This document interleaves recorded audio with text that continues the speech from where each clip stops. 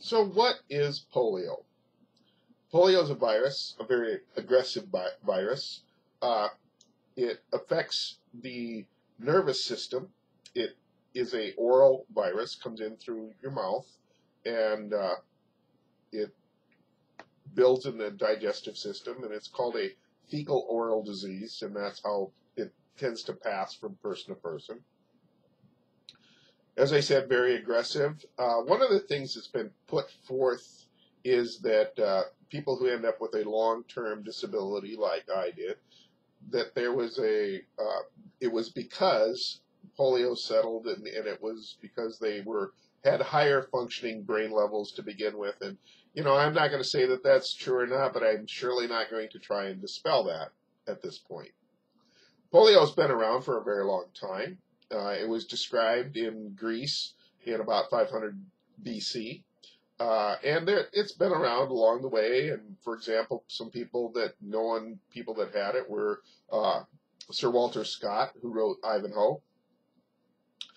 Some others are Alan Alda and Martin Milner from Adam 12. And another one is Senate Majority Leader Mitch McConnell, which maybe counters my point I put forth earlier about the higher level thinking skills that caused polio to have after effects, but then it doesn't have a lot of after effects, so who knows. In any case, polio is a summer virus. It's something that really builds in the hot, warm, humid weather. It was very prevalent around swimming pools and things like that. It's one of the reasons that we see so much chlorine put in the pool water to try and kill viruses and things like that, and polio being one of those.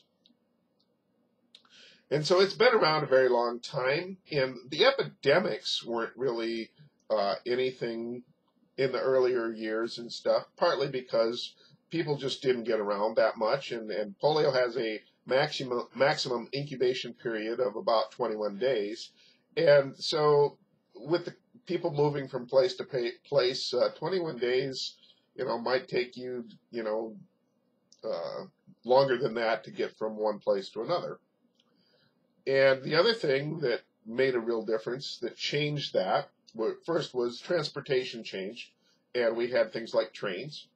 The other thing was good sanitation, which may seem a bit counterintuitive because we talk about, people say you don't necessarily need to get vaccinated because if I clean my hands all the time and stuff like that.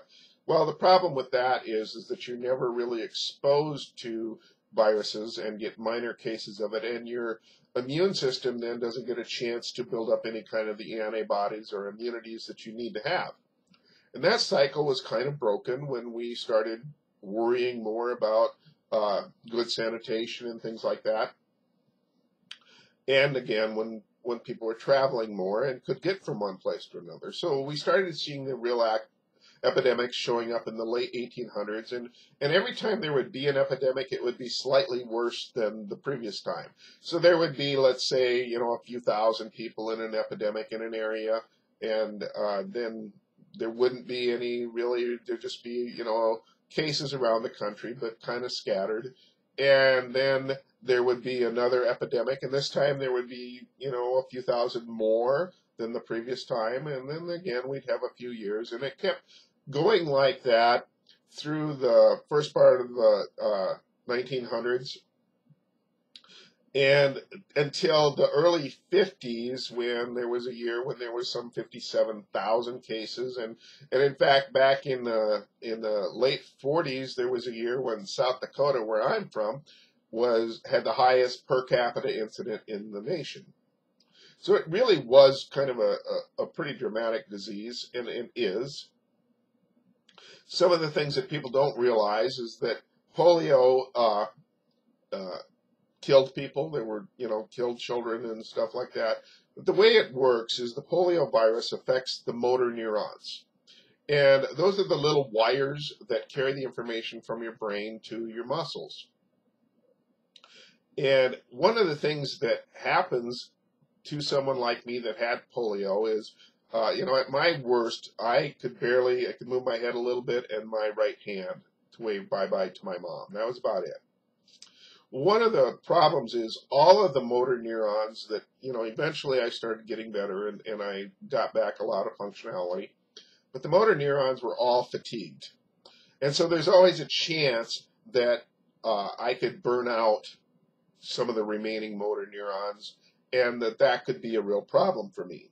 So sometimes, people would maybe say that you need to exercise or something to build muscle. And for polio survivors like myself, that's not a good idea, because I take the chance of burning out those motor neurons that are still functioning and still working. So while I can exercise a little bit to help, but to actually try to exercise aggressively to build muscle or like lose weight or something like that just isn't in the cards, and it just isn't something that would be very smart for me to do.